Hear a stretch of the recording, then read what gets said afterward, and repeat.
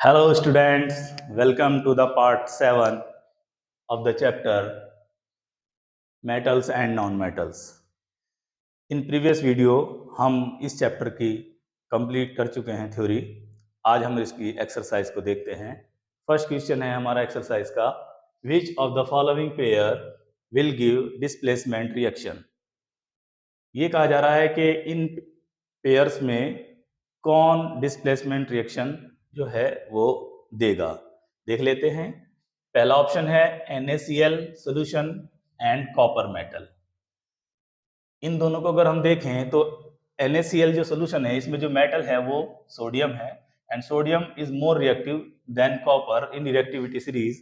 तो ये रिएक्शन में कॉपर जो है वो NaCl को Na को रिप्लेस नहीं कर पाएगा। इट मीन्स ये डिस्प्लेसमेंट रिएक्शन नहीं होगी। दूसरा ऑप्शन है MgCl2 solution and aluminium metal. यहाँ पर मेटल है मैग्नीशियम और एल्यूमिनियम मेटल। रिएक्टिविटी सीरीज में magnesium is more reactive then aluminium. It means aluminium MgCl2 में Mg को डिस्प्लेस नहीं कर पाएगा, ये भी पॉसिबल नहीं है। थर्ड ऑप्शन है हमारा FeSO4 यानी कि ferrous sulphate solution and silver metal. यहाँ पर मेटल है आयरन और ये है सिल्वर। अगर हम रिएक्टिविटी सीरीज में देखें तो यहाँ पर सिल्वर जो होती है वो Fe के नीचे होती है। ऐसे बोल सकते हैं हम कि सिल्वर की रिएक्टिविटी Fe से कम होती है।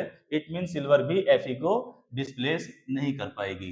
And fourth option is AgNO3 silver nitrate solution है और इस बार कॉपर मेटल है, यानी कि सिल्वर और कॉपर। रिएक्टिविटी सीरीज में हम देखते हैं copper is more reactive then silver, यानी कि कॉपर ऊपर होती है रिएक्टिविटी सीरीज में और जो है सिल्वर नीचे होती है। इट मींस ये पॉसिबल है, ये रिएक्शन जो है डिस्प्लेसमेंट रिएक्शन हो जाएगी यहाँ पर। तो ऑप्शन डी हमारा करेक्ट है। नेक्स्ट क्वेश्चन देखते हैं, which of the following method is suitable for preventing an iron frying pan from rusting. कहा जा रहा है कि किस प्रोसेस में हम हमारा जो फ्राइंग पैन है वो आयरन का बना हुआ है उसको हम रस्टिंग से बचा सकते हैं। देखिएगा, अप्लाइंग ग्रीस अप्लाई करके, अप्लाइंग पेंट अप्लाई कर दे अगर हम फ्राई पैन पे, अप्लाइंग कोटिंग ऑफ जिंक और ऑल ऑफ द अबव। देखिएगा, अगर हम रस्टिंग से बचाने की बात करें तो ये तीनों प्रोसेस, अप्लाइंग ग्रीस, या तो आप ग्रीस कर दीजिए किसी मेटल पर, अप्लाइंग पेंट कर दीजिए, या गैल्वेनाइजेशन कर दीजिए, जिंक की पतली परत चढ़ा दीजिए उसके ऊपर एक थिन लेयर ऑफ जिंक। ये तीनों प्रोसेस बचा सकती हैं रस्टिंग ऑफ आयरन से। लेकिन क्योंकि हमारा जो आर्टिकल है वो है फ्राइंग पैन, हमने इसको गर्म भी करना होता है। अगर हम इसको गर्म करेंगे तो ग्रीस और पेंट ये तो मेल्ट हो जाएंगे और ये फायदेमंद सुटेबल भी नहीं है। तो third process, applying coating of zinc, अगर हम जिंक की उस पर अप्लाई कर दें तो क्या होगा कि एक तो डायरेक्ट कांटेक्ट में आना बंद हो जाएगा आयरन जो है मॉइस्चर के, वाटर के, जिंक की वजह से, और जिंक जो है वो मेल्ट भी नहीं होता है गर्म करने पर। तो option C is correct. Next question है, an element react with oxygen to give a compound with a high melting point. This compound is also soluble in water, element likely to be. कहा जा रहा है कि एक element है जो reaction कर रहा है ऑक्सीजन के साथ, ऑक्सीजन से रिएक्शन कर रहा है और एक कंपाउंड बनता है जिसका बहुत ज्यादा हाई मेल्टिंग पॉइंट है। और दूसरी बात यह है कि वो कंपाउंड जो है सॉल्युबल है वाटर में। एलिमेंट क्या हो सकता है? देखिएगा, कैल्शियम, कार्बन, सिलिकॉन, आयरन। अगर हम कैल्शियम को रिएक्शन कराते हैं ऑक्सीजन से तो बनता है कैल्शियम ऑक्साइड, कार्बन की कराते हैं तो बनता है कार्बन डाइऑक्साइड, सिलिकॉन की कराते हैं तो बनता है SiO2, और आयरन की कराते हैं तो बनता है Fe2O3, ferric oxide, iron oxide भी बोलते हैं। तो अब हम देखेंगे इसमें अगर हम देखें ये गैस है, इसका मेल्टिंग पॉइंट तो हाई हो ही नहीं सकता, और ये तीन सॉलिड हैं हमारे पास, ये भी सॉलिड है, ये भी सॉलिड है, ये भी सॉलिड है, मगर ये जो सिलिकॉन होता है ये हमारा जो है वो कोवेलेंट कंपाउंड है, वाटर में सॉल्युबल नहीं होता। तो ये ऑप्शन तो पहले खत्म हो चुका है, इसमें बोला गया था with a high melting point, तो ये ऑप्शन तो है नहीं, और ये सॉल्युबल नहीं होता। और आयरन ऑक्साइड भी वाटर में सॉल्युबल नहीं होता। तो ऑप्शन ए हमारा बचता है CaO। इसका ये हमारा एक आयनिक कंपाउंड है, इसका मेल्टिंग पॉइंट भी हाई होता है और ये वाटर में भी सॉल्युबल होता है, तो हमारा ये ऑप्शन ठीक हो जाता है।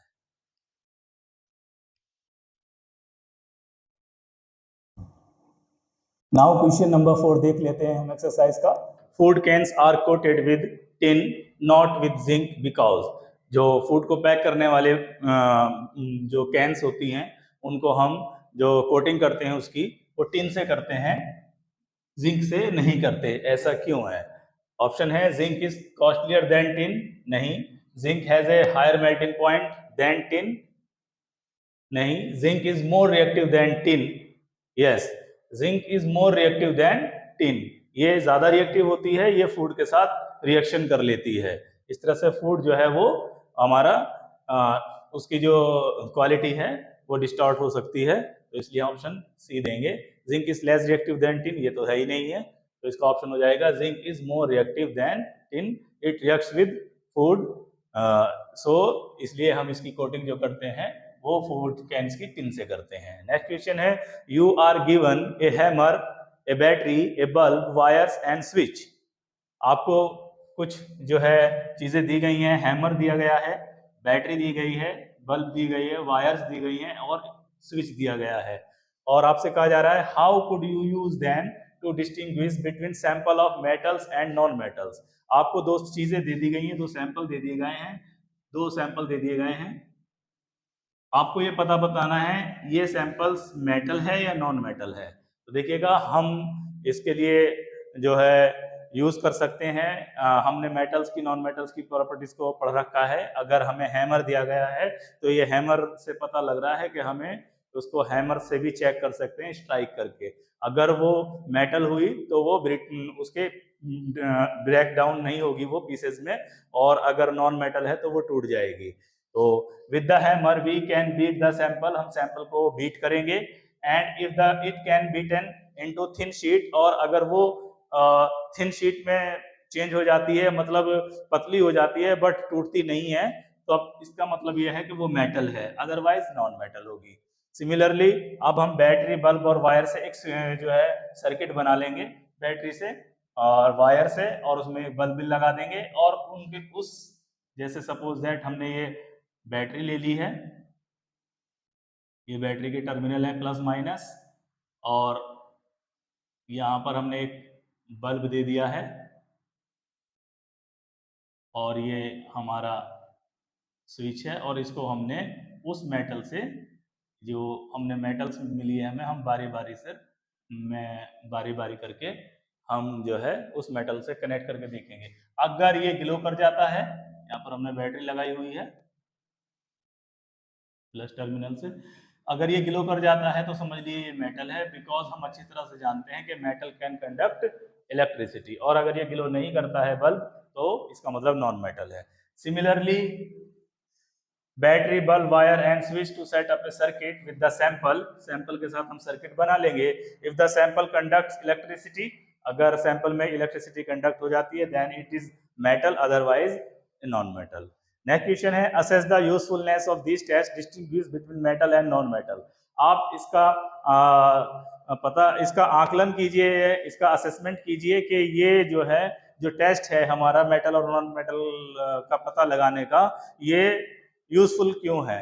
देखिएगा हम दोनों टेस्ट को देख रहे हैं, हैमर से बीट करके भी पता लगा सकते हैं और सर्किट से भी पता लगा सकते हैं, तो इसमें हमें कोई केमिकल रिएक्शन करने की जरूरत नहीं है, ये फिजिकल प्रॉपर्टी पर जो है बेस्ड है।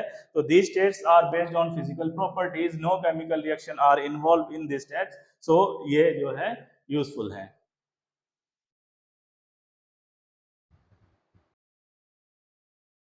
यस, अब हम देख लेते हैं क्वेश्चन नंबर 6 एक्सरसाइज का। क्वेश्चन 6 में दिया गया है, what are amphoteric oxides. Amphoteric oxides क्या होते हैं? Give two example of amphoteric oxide. Amphoteric oxide के दो एग्जांपल भी दीजिए। देखिएगा एम्फोटेरिक ऑक्साइड्स, ये जो एम्फो है, ये एक टर्म होता है, जिस तरह से जो दो तरह की क्वालिटी, कोई चीज, कोई अगर दो तरह की प्रॉपर्टी शो करती है कोई चीज, तो उसको हम एम्फो, उसके लिए इंग्लिश में एक टर्म आता है एम्फो, जैसे एम्फीबियन, एम्फोटेरिक ऑक्साइड मीन्स ऐसे ऑक्साइड जो दो तरह की क्वालिटी शो करते हैं। अब हम अच्छी तरह जानते हैं क्वालिटी ऑक्साइड्स की दो तरह की होती है, एसिडिक और बेसिक। तो नाम से ही पता चल रहा है ऐसे ऑक्साइड जो दो तरह की प्रॉपर्टी शो करेंगे, मतलब एसिडिक भी शो करेंगे और बेसिक भी शो करेंगे, तो उनको हम एम्फोटेरिक ऑक्साइड्स बोलते हैं। The oxide which show both acidic and basic nature are called amphoteric oxide. For example, aluminium oxide Al2O3 ये एक ऑक्साइड है जो एसिडिक और बेसिक दोनों तरह की नेचर शो करता है रिएक्शन में, और जिंक ऑक्साइड ZnO। तो ये दो एग्जांपल हो गए एम्फोटेरिक ऑक्साइड के। नेक्स्ट क्वेश्चन देख लेते हैं। Name two metals which displace hydrogen from dilute acids and two metals which will not। ऐसी दो मेटल्स के नाम बताने हैं जो हाइड्रोजन को डिस्प्लेस कर सकती हैं, और ऐसी दो मेटल्स के नाम भी बताने हैं जो हाइड्रोजन को डिस्प्लेस नहीं कर पाएंगी। इनके लिए सीधा सा मतलब है रिएक्टिविटी। अगर हाइड्रोजन से ज्यादा रिएक्टिविटी है मेटल की तो वो हाइड्रोजन को रिप्लेस कर सकती है, डिस्प्लेस कर सकती है, और अगर रिएक्टिविटी हाइड्रोजन से डाउन है, नीचे है, तो वो मेटल डिस्प्लेस नहीं कर सकती। इसके लिए आप रिएक्टिविटी सीरीज को हमने इसके बारे में डिटेल में पढ़ा है। We know metals that are more reactive than hydrogen can displace it from dilute acid. For example, sodium and potassium, ये दो मेटल्स हैं, पोटेशियम और सोडियम, Na and K। तो ये रिएक्टिविटी में टॉप पर होती हैं, हाइड्रोजन से ज्यादा रिएक्टिव होती हैं, तो they can easily displace the hydrogen from the solution. And metals that are less reactive, जो कम रिएक्टिव होती हैं, वो डू नॉट डिस्प्लेस इट, वो हाइड्रोजन को डिस्प्लेस नहीं कर पाएंगी। For example copper and silver.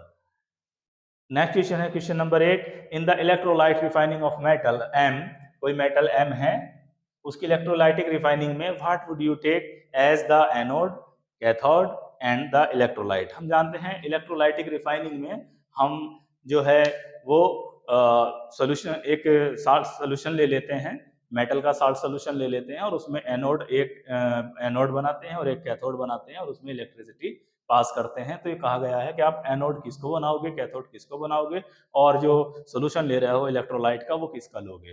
तो हमने इसके बारे में डिटेल में पढ़ा हुआ है, पिछली वीडियो में जाकर के आप देख सकते हैं। तो जो इम्प्योर मेटल होती है उसका हम जो है एक थिक मोटा सा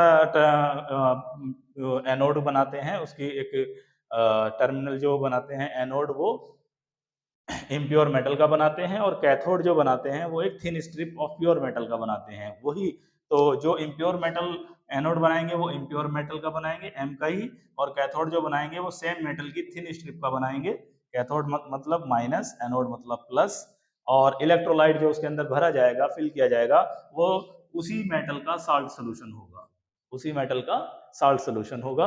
इस तरह से हम रिफाइनिंग करते हैं किसी मेटल की। आज की वीडियो को हम यहीं पर रोकते हैं। बाकी के जो क्वेश्चंस हैं वो हम नेक्स्ट वीडियो में करेंगे। अगर आपको ये काम पसंद आ रहा है तो आप इसको लाइक कीजिए, शेयर कीजिए और कमेंट कीजिए। हमारे चैनल को अगर आप अब तक आपने सब्सक्राइब नहीं किया है तो साइंस फॉर स्टूडेंट को सब्सक्राइब कीजिए, और अपनी स्टडी को जो है अगर आपकी स्टडी में ये हेल्पफुल है तो हमें ज़रूर बताइए। Thanks for watching.